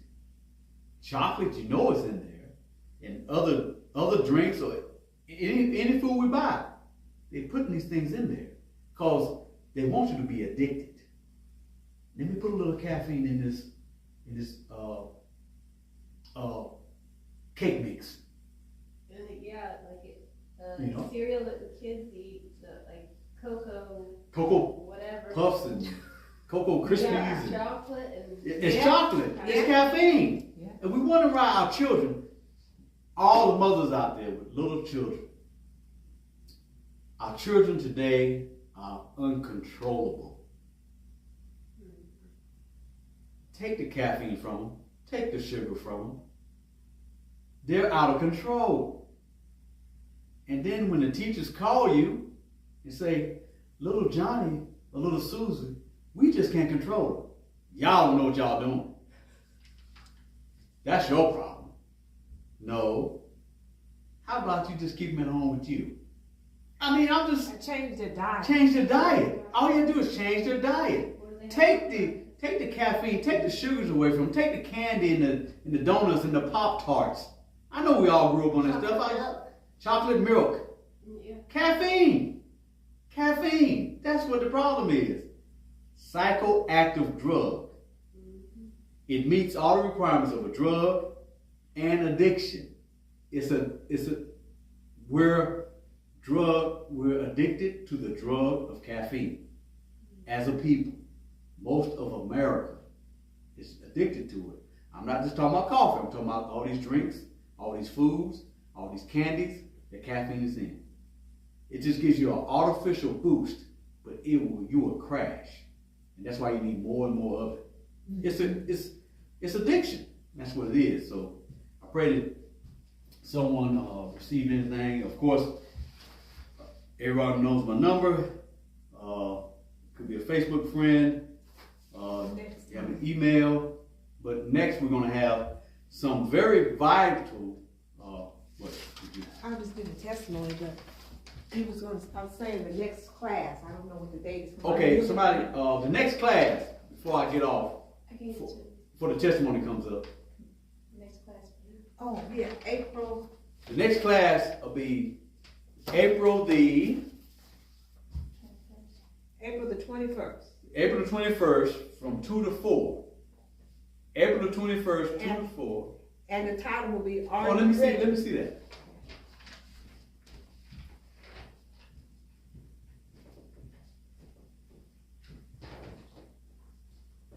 The next class will be April the 21st. Same place, same channel. Okay? And the subjects are going to be, are you ready? Survival tips revisited. Critical tips for keeping your family safe. What comes first in a crisis? Are you ready? Your mindset, getting your head in the game. Emergency priorities, survival skills, every person should know.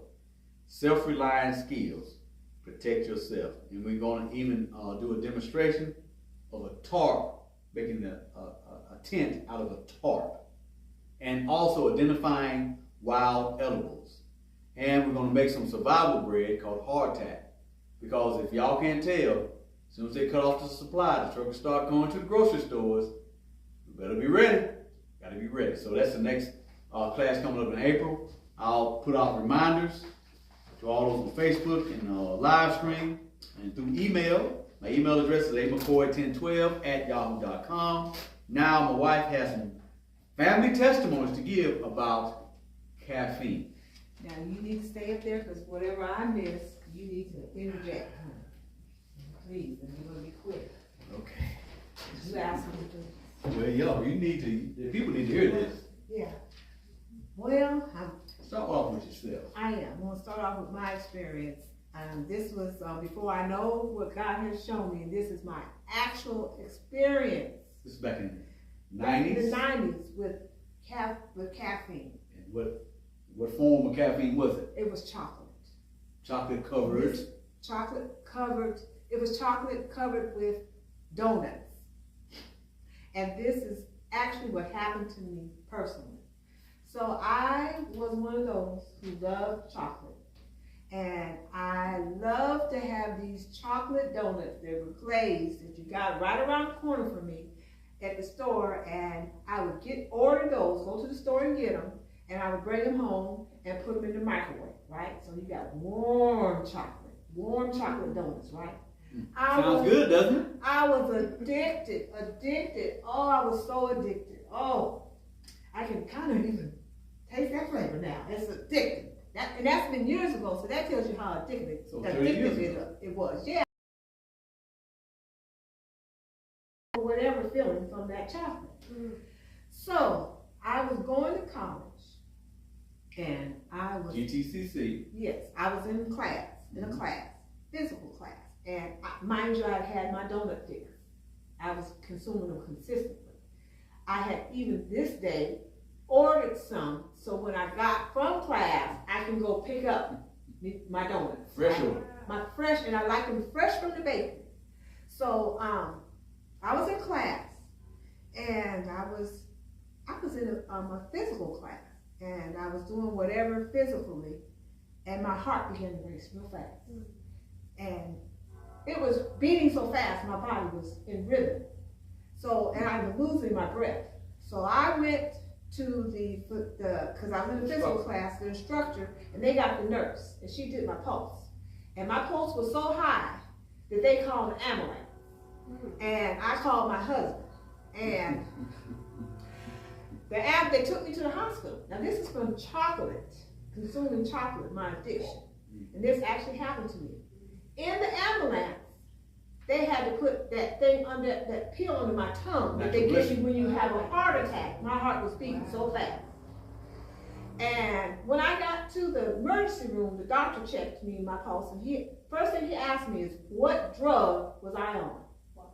He assumed that my heart rate was so fast from chocolate that he assumed that I was using drugs. Amphetamines. And so, I guess for me, them putting that under my tongue, they thought I could have a heart attack. And it was an emergency situation, and this was from chocolate. So I experienced that. I can't remember exactly. Of course, I canceled that donut order that I was going to pick up.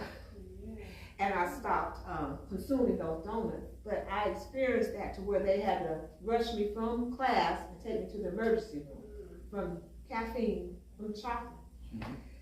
And they thought I was on a drug, and I was. But I told them I don't use drugs. Well, we know it's a drug now. We did then. The drug is just a legal drug. Yeah, I told them I don't use drugs, but yeah, that was from caffeine. And then we had an experience with our youngest son. He would consume a lot of those Red Bull. Red Bull, Red Bull, Red Bull, Red Bull. And he was consuming because he was working and he had to stay awake, and it became an addiction because he had work late at night. 24 cases of it in the refrigerator. So I get a call from his friend, fiance friend, and she tells me that he's in the hospital. So, and not to panic. So I go to the hospital, and there's my son. I can laugh now, but I didn't know. And he was sitting there, and his eyes was this big, and he was scared, and it was like he was having anxiety. He was going through something from consuming those Red Bulls, and they asked him what he had. He had overdosed on them. And I mean, when I seen him, I can see the fear and the jittery, and his eyes were big. Red Bull. His eyes popped out of him, just like, caffeine, and he stopped drinking them. But then he went back, and it happened again. I found out later on. He didn't call me this time. He didn't say nothing. He didn't say that the second time, but he went back to him. That's how addictive it is. And the caffeine is strong in those drinks. And this is actual experience. No, really, Red Bull is not as bad as some they have on the market now. Because I actually work with a lot of people. They consume Red Bulls all day. Just keep going. All day. What about your coworker? Yeah, my coworker, he had 30-minute lunch. And she would, anybody go out for lunch, she'd say, hey, what, you going by the store or something? And she would give them money and bring her a 12-pack of Red Bull back to the job after lunch. But yeah, it happened to him a second time. And he didn't call me then because we had told him and warned him, had all the information and told him, he was disobedient. He did it a second time, and he stopped after that, as far as I know.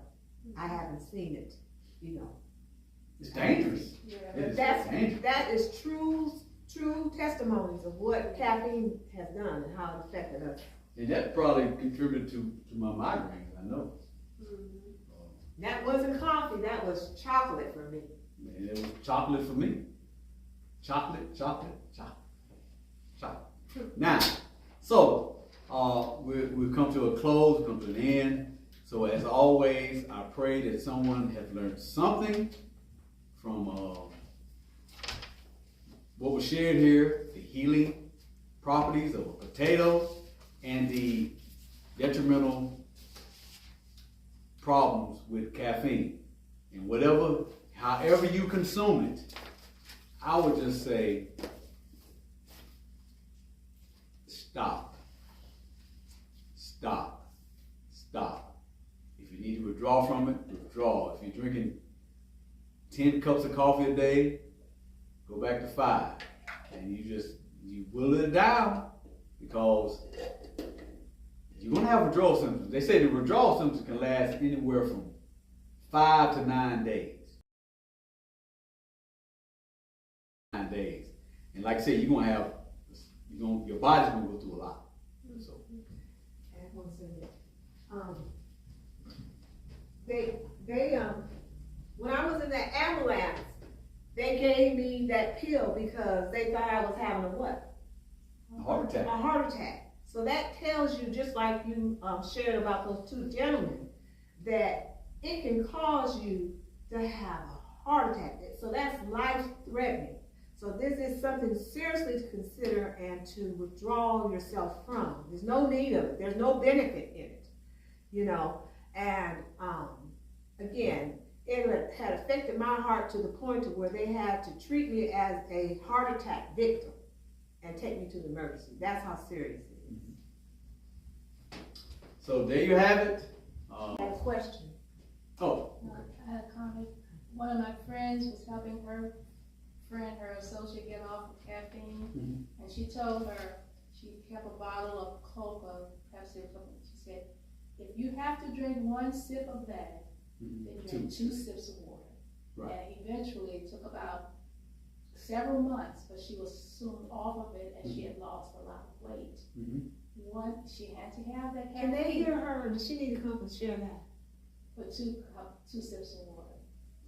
what was shared just now was a friend, our dear sister here, had a friend that was addicted to caffeine, and she was withdrawing from it. And she kept a can of Coke. And she said that if she started feeling the withdrawal symptoms, take 1 sip of the Coke and 2 sips of water. And it took several months to come off of it, but she came off of it. She weaned her way off of it, and it worked, and she lost a lot of weight, and she was healthier. That's what happens. There's ways. My prayer is that someone hear this, that is drinking that coffee, and I know probably most people that listen to this right now or listen to it later, they're consuming caffeine in some form. Just don't think 1 cup of coffee is okay, because it's going to turn into 2. It's going to turn into 3. It's going to turn into 4. Don't think just 1 chocolate bar is okay. It's going to turn into 2. It's going to turn into 3. Those chocolate glazed donuts. Don't think 1 is going to be okay. Krispy Kreme, they'll put that chocolate on them donuts, and before you get home, you'll eat the whole dozen. That can happen. But by God's grace, His mercy, we can overcome all these things. Let's have a word of prayer. Father in heaven, we thank you, Lord, for just blessing us with this day. We thank you for the instruction. We thank you for everyone that was here physically and anyone that has listened live and those that may listen later on. We pray that something will prick the hearts of those that know they have these problems. Don't look to any man. You go to your knees and say, Lord, I don't want to do this anymore. Help me. And He will help you. And that's our prayer for each one. In Jesus' name I pray. Amen. All right.